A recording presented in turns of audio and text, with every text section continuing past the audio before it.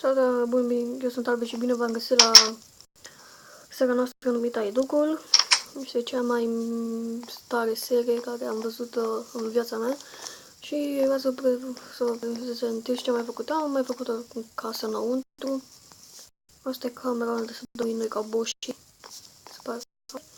Și aici e camera cu furnale, cu chesturi, cu... Am pus câteva chesturi ca sunt goale. Cam astea sunt. O să umplu toată camera asta cu chesturi, dar mai cu... Aici vor fi furnale.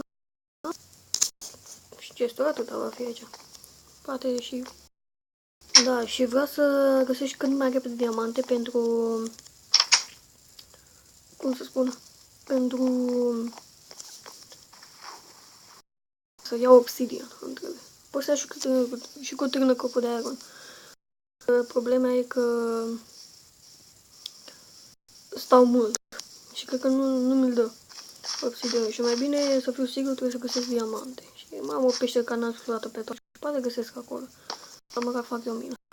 Am făcut, am fost la sat. Adică pe mine m-a spanat într-un sat. Și am zis să plec din el și am arătat ceva ce n-am avut eu în fermă. Și am făcut o fermă mică aici. Ca să ne facem și noi supe. Hai să vă prezentez, da, parcă așa de aici.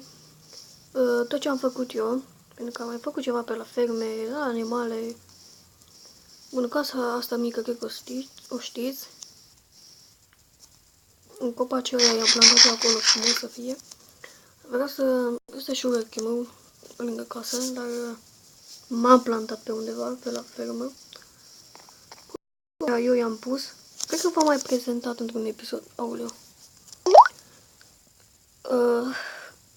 Nu se mai vede nimic.